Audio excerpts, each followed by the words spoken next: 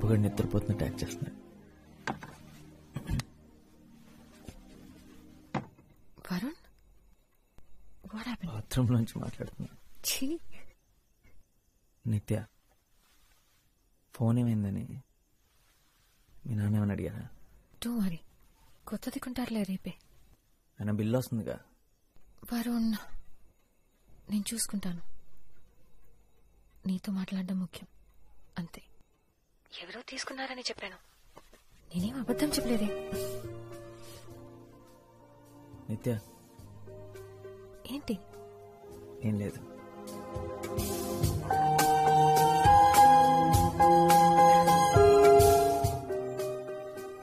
మేము చాలా పెద్ద గ్యాంగ్, ఎప్పుడూ కలిసే ఉంటాం. వరుణ్, నీకు వీడొక్కడేనా ఫ్రెండ్? నీకింకెవరూ దొరకలేదా? మీ అందరికీ నేను ఒక్కడే చాలు. అయ్యయ్యో, నా ఉద్దేశం అది కాదు. అంటే సైజ్ కూడా కాదు, ఫ్రెండ్షిప్ గురించి మాట్లాడుతున్నాను అంతే.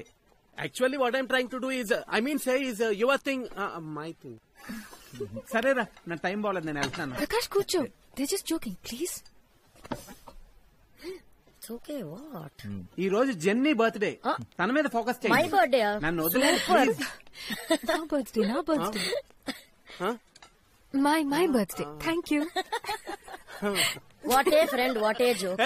నువ్వు ఆ బోండా మీద కాన్సన్ట్రేట్ చేయి. మైసూర్ బోండా.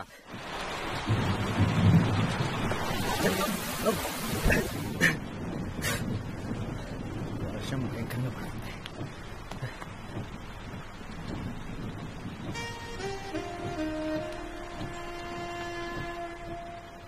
మామూలుగా లేవు తెలుసా, పిచ్చి అందంగా ఉన్నావు. నువ్వు కూడా చాలా హ్యాండ్సమ్ గా ఉన్నావు తెలుసా. Thank you. నీ వల్లే మా నాన్న ఇంత కాస్ట్లీ షర్ట్ నీకు ఇచ్చేది ఎవర్రా అని 10 సార్లు అడుగుంటాడు. ఆయన అడుగుతున్నప్పుడల్లా అప్పుగాడు దొక్కుతూనే ఉన్నాడు. వాడుకుంది. నేనే ఇచ్చానని మీ నాన్నగారితో చెప్పొచ్చు కదా.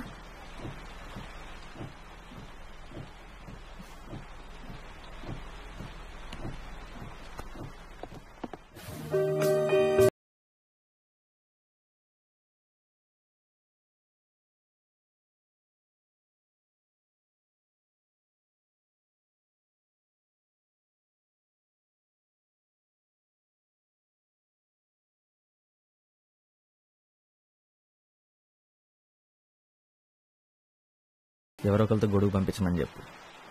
వర్షం ఆగేలా లేదు. ఆకూడదు. నిత్య, రోహిణి నీ బర్త్డే పార్టీ ఇస్తుంది. అందుకే నా బర్త్డేకి నా ఇష్టం వచ్చినట్టు ఉంటాను.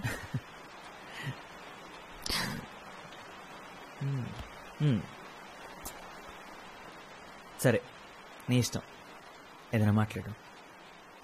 I love you Varun. Please Varun, నువ్వేంటో నీకు తెలుసా? నువ్వు తర్వాత ఏం చేద్దాం అనుకుంటున్నావో నీకు తెలుసా? నాకు ఇంకా 1 year ఉంది. ఇంజనీరింగ్ చేయడం వల్ల అదే అడ్వాంటేజ్. అంటే లైఫ్ గురించి ఆలోచించడానికి ఇంకా 1 year ఉంది. నీ చదువు అయిపోయింది, ఏం చేయాలో తెలియక ఖాళీ కూర్చున్నా. నా గురించి నేను నిజంగా ఆలోచించలేదు. ఏం చేస్తే బాగుంటుందో కూడా తెలియదు.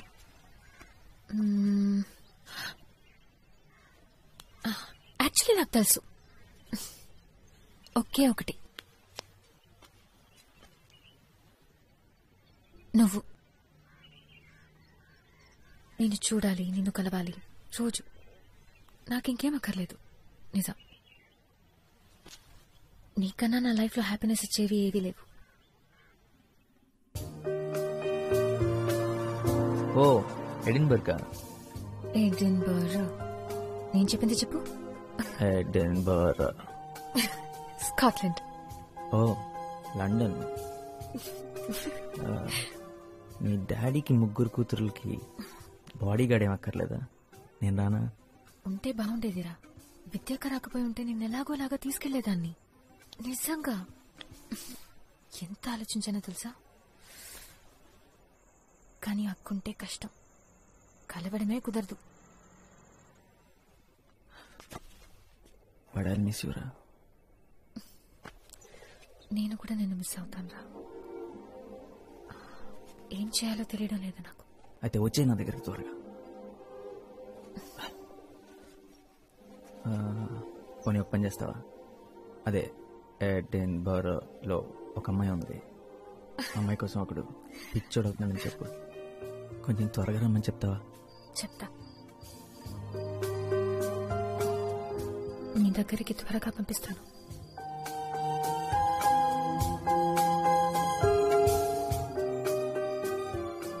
మూడు నెలలు తను లేకుండా 5వ రోజు ఎలా ఉంటే 75వ రోజు ఎలా ఉంటుంది.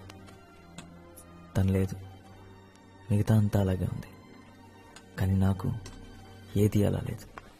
తను మిస్ అవ్వకుండా ఏదో ఒక రకంగా బిజీ అవుదాం అనుకున్నాను. నా వల్ల కాలేదు. సల్వార్ కమీజ్ లేకపోతే ప్యాంటు షర్ట్ గుర్తుకొస్తుందారా? ఏంటి? తన ఊర్లో లేకపోతేనే నేను నీకు ఫ్రెండ్నా? సరే, ప్రేమ నీకు ఫుడ్ పెట్టదురా, నేను నీకు ఫుడ్ పెడతాను. చూసావా, మటన్ బిర్యానీ కరెక్ట్ టైంకి తెచ్చాడు, తిను.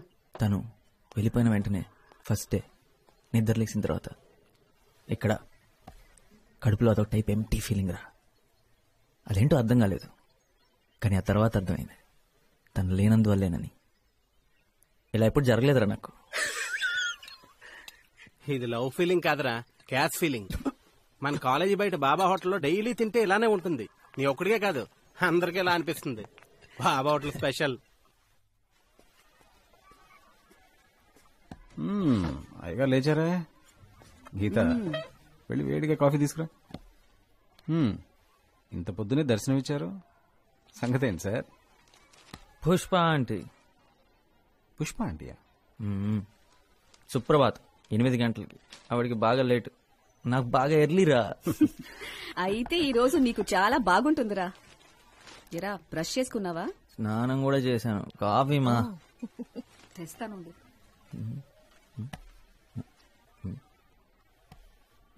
నాన్నా, ఏంటి మ్యాటర్? ఇంటర్వ్యూ. ఇంటర్వ్యూ ఇవాళ సండే కదా. ఈ జాబ్ సెట్ అవ్వలేదా? ఓ, 295 సొల్యూషన్స్ వాళ్ళు ఆల్రెడీ పీకేశారా? సరే, ఇంటర్వ్యూ దేనికోసం? చాలా ముఖ్యమైన దానికోసం. అమ్మా,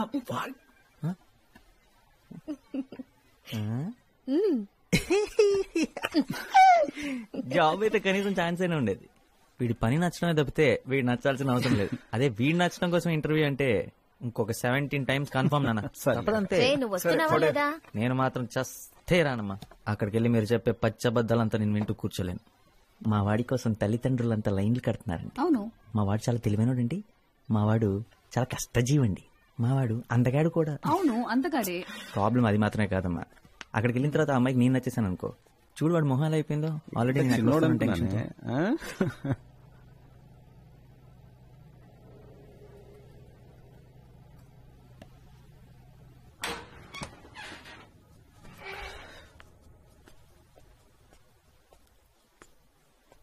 రే, అందరూ ఏరి. నాన్నగారు స్కూటర్ కూడా కిందే ఉంది. అందరు ఇంటికి ఎప్పుడో వచ్చేసారు. Something wrong.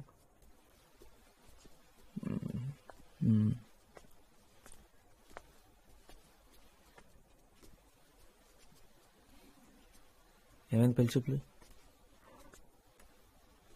నచ్చలేదుందా? నువ్వు బట్టలు బాగోతుతో అంట్లు బాగోతా అని చెప్పాల్సింది కదా. ఏంట్రా ఫెయిలా? 1 పోతే 16 ఉన్నాయి కదా. అప్పో, మార్చి వరకు సెప్టెంబర్ ఉంది కదా.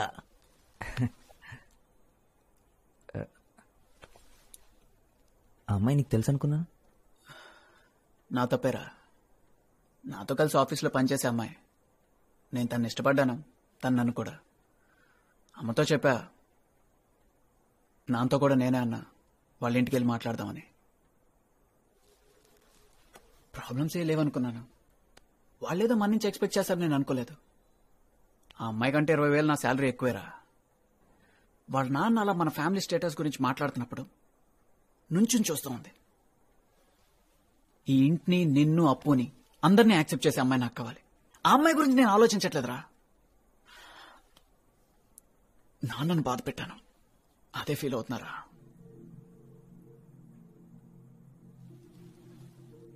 నేను పెద్ద తెలివైనాడిని కాదని నాకు తెలుసురా. ఎందుకంటే పెద్ద ఉద్యోగం నాకు దొరకదని కూడా నాకు తెలుసు. ఈ ఇంట్లో అంతా నేను మార్చలేనని నాకు తెలుసు. కానీ నాన్న ఏ రోజు వల్ల కష్టపడకూడదు అనుకున్నాను. ఈరోజు అది చేయలేకపోయాను. రేయ్, నాన్నకి నువ్వంటే ఎంత ఇష్టం నీకు తెలుసు కదా. అరే, నేను చేయలేకపోయింది నాన్నకి నువ్వు అప్పు చేస్తారు కదా. రేయ్, పిచ్చోడ్లా మాట్లాడక. ఏంటిదంతా? అయినా ఇప్పుడు నాకెందుకు చెప్తున్నావు?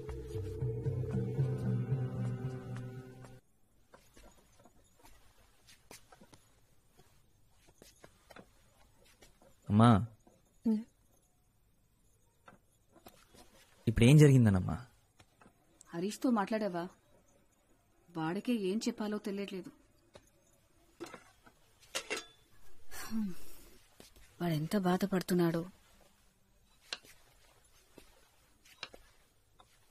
మా వల్లే ఇదంతా.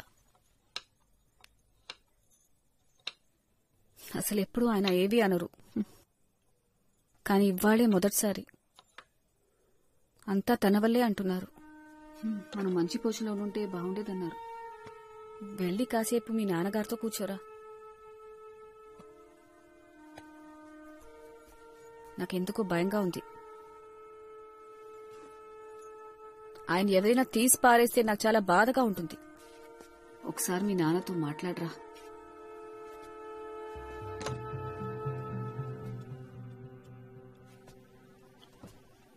రావరణ్,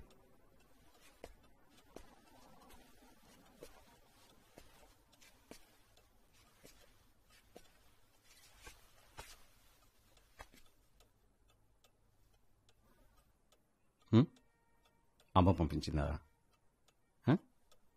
ఒకటి గుర్తుంచుకోండి, నేనున్నది మిమ్మల్ని చూసుకోవడానికి రా, మీరు నన్ను చూసుకోవడానికి కాదు.